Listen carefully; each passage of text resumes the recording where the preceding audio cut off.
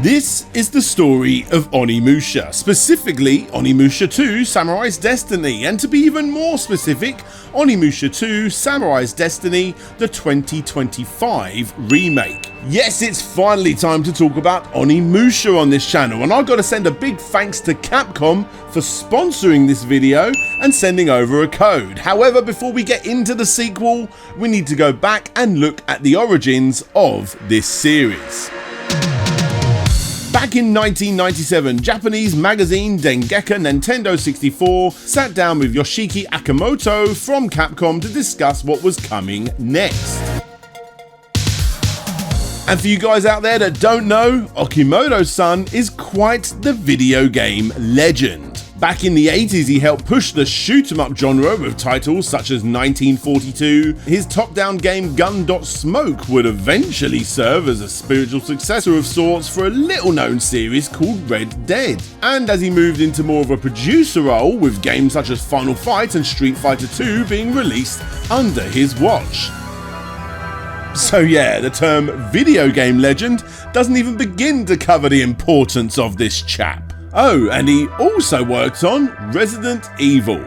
You might have heard of it. As you can imagine, with this being only 1 year after the release of the majorly popular Resident Evil game, that Nintendo 64 magazine wanted to find out what was coming next for the Nintendo 64. Akimoto-san discussed his plans for bringing Resident Evil to the Nintendo 64, which they eventually did with Resident Evil 2, but more importantly for this video, this was the first time he discussed his next game project. I have an idea for a ninja version of Resident Evil. The location is a ninja house which is full of booby traps and gimmicks. Of course, the battle will take place using katanas and shurikens. The house will contain hidden doors behind walls, ceilings that fall down to you, scrolls and ninja magic, and many other ninja techniques. I have many more ideas about this. I think it'll be very fun. And since so many Western gamers love ninjutsu, I also think it will sell very well. And he wasn't wrong. Well, actually, the game was originally supposed to come out on the original PlayStation and the 64DD. That didn't happen. But what did happen was Onimusha, better known as Onimusha Warlords, for the PlayStation 2.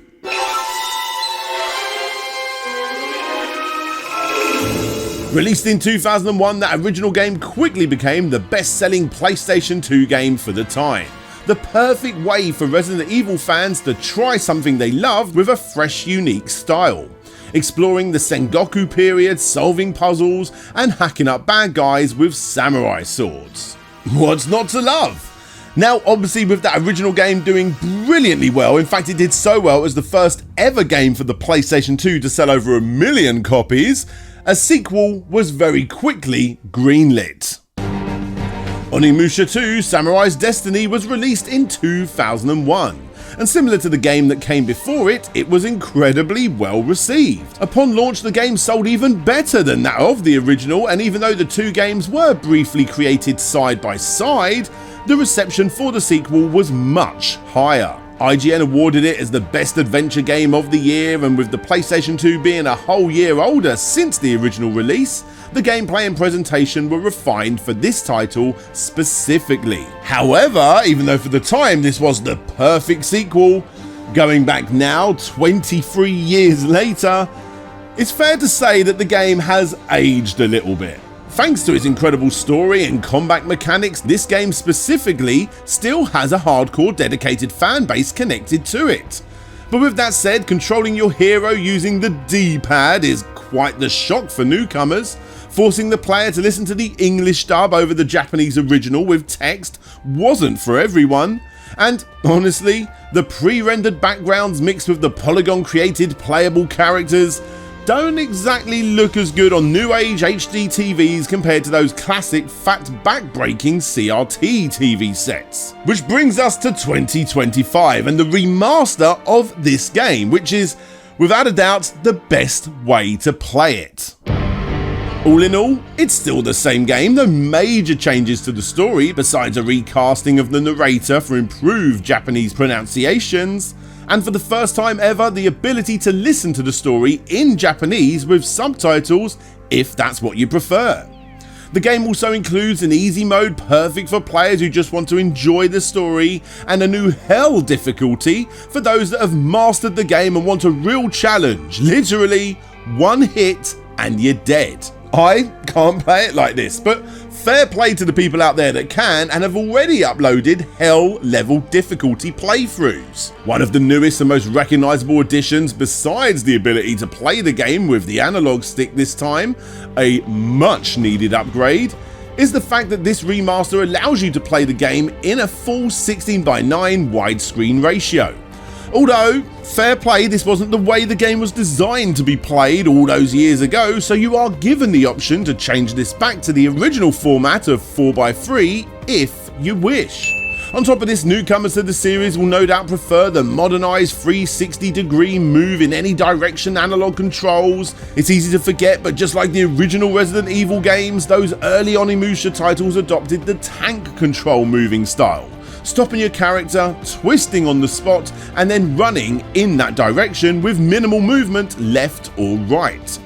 Either way, the option to play the game with both these gameplay control styles are available here in this remaster. Other upgrades to this version include the ability to play the game's minigames straight out of the gate, extra costumes for the characters, an art gallery full of over 100 pieces of concept art, a lot of which have never been seen before, and the original full 43 song long soundtrack by composer Taro Iwashiro. But again, besides all of this, it's still the same game. Now look, I understand this is a sponsored video, so you can't really take this as a review.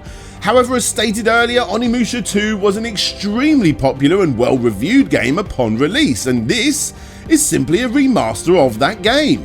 Polished graphics, more up-to-date controls if you want them, as well as plenty of other quality of life improvements that come from games released within the last 2 decades since the original game came out. Again, only if you want to add them. But deep down, as stated, it's still the same game. It's still Resident Evil with swords in medieval Japan, full of demons, magical powers, and a whole lot of gore.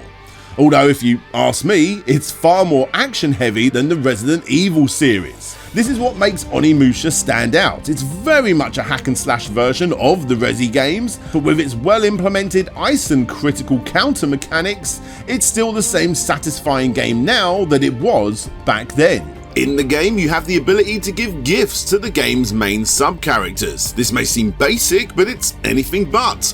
By doing this, you can increase the bond you have with these characters, which in turn would unlock different scenarios and multiple endings depending on which character you get closest to and which ones you ignore. This gives the game a whole lot of replayability, and if you are hardcore enough to see all of the different scenarios and endings that a game like this has to offer, then you've got a good 20 to 25 hours worth of Onimusha goodness to unlock here. Actually, it's worth pointing out a few other little things I've noticed in this remaster. When you want to switch weapons, you can do so at any time with the tap of a button. I mean, it sounds obvious, right? Well, back in the original, this was something that was only achieved by pausing the game, choosing your weapon, and then unpausing every single time. You of course have faster loading times, autosaves are a part of this remaster, the backgrounds have been re-rendered too, as you would expect. Play the original on an HD TV and you'll soon see why this is one of the most important parts of this remaster. If you want to skip a cutscene that plays before that boss that you're struggling to defeat, fine, you can, but you couldn't do this back in 2002. It's these minor and obvious upgrades along with the graphical overhaul that allows players to enjoy this game the same way now as they did back then. Capcom seem to be doing pretty good with the Onimusha series as a whole of late. We got the remaster of the original back in 2019, which I would like to add isn't needed storyline wise to play this sequel.